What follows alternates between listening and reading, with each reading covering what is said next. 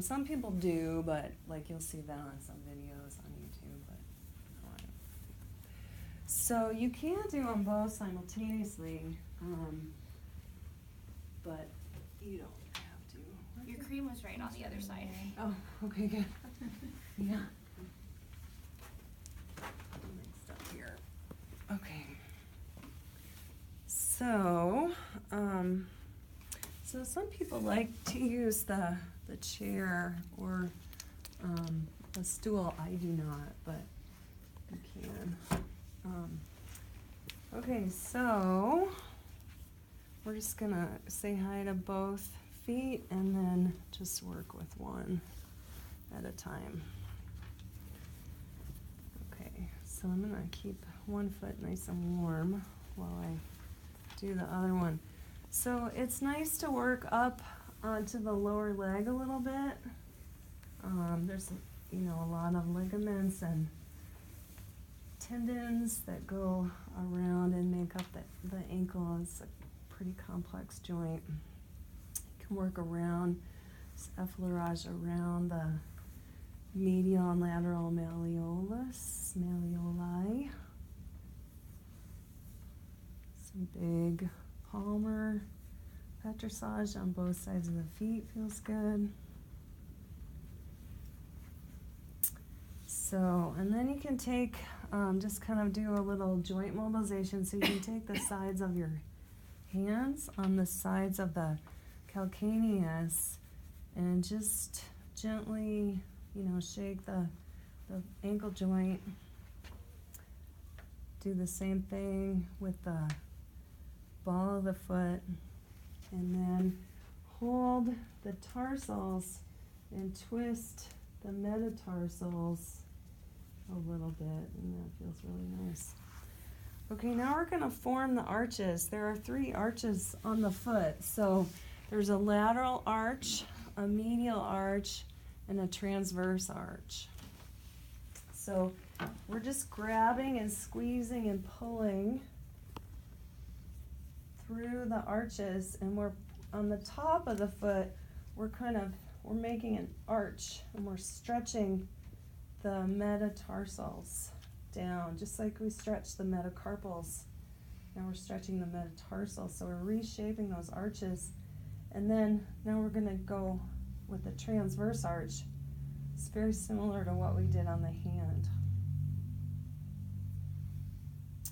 Okay, so very methodically we're going to go through the foot. So starting at the heel, you can do kind of a milking movement on both sides of the calcaneus. The skin on the actual heel is super thick, so we're not going to worry about the bottom of the heel. We're going to focus on the sides.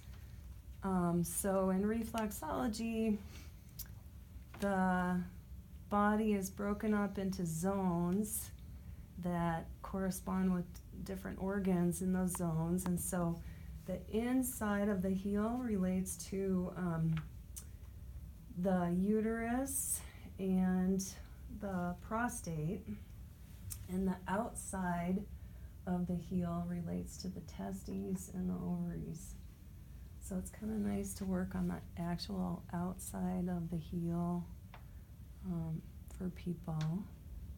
So you can use your fingertips, you can use your thumbs, you can, kind of squeeze. The more that you're doing lots of different movements and alternating your movements, the less your hands are going to get tired. Okay, so then we're going to come to the top of the foot. There's actually a little bit of muscle right here on the top of the foot. Feels good, just some alternating metatarsals. You can do some ringing on the top of the foot. That feels really nice. And then we're going to squeeze down in between the metatarsals out into the webbing in between the toes.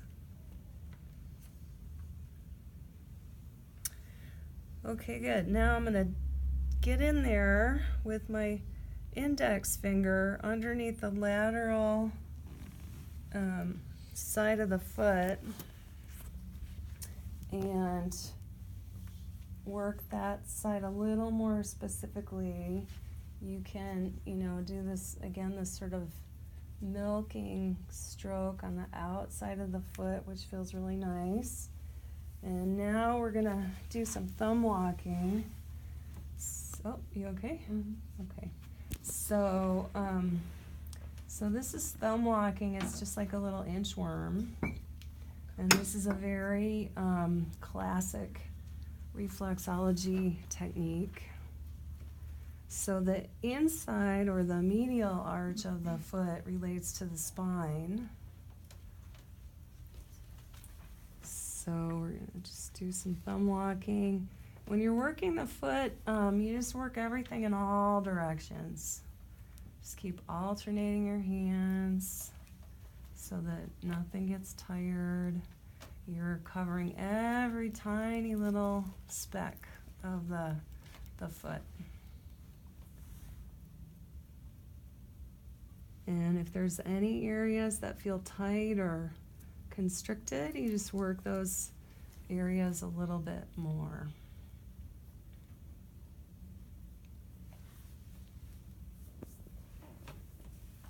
Okay, how's my pressure? Great. Okay.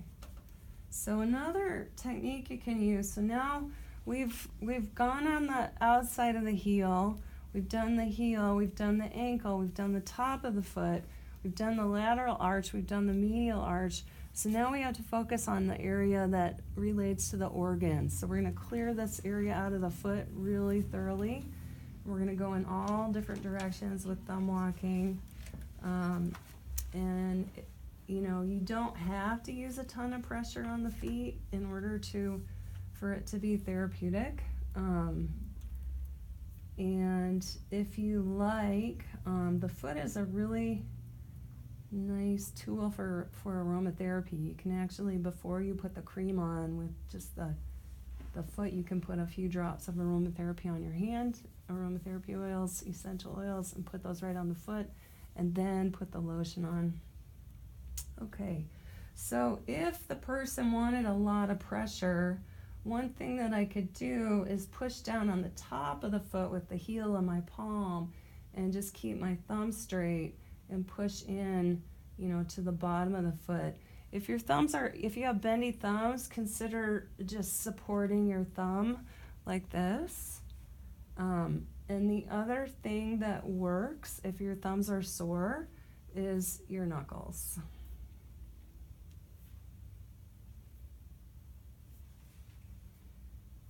Okay, so you can really, you know, spend a lot of time in this area, just explore and get a sense of any specific aspects that are tight or constricted.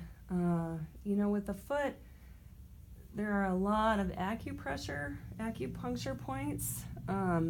There are many bones, many ligaments, there's muscle, there's fat, there's fascia, so plus there's a reflexology zone, so it's really hard to say, you know, what exactly you're doing when you're working on the feet. Apparently the Buddha had tattoos on his feet that were symbolic and representative of different aspects of Buddhism.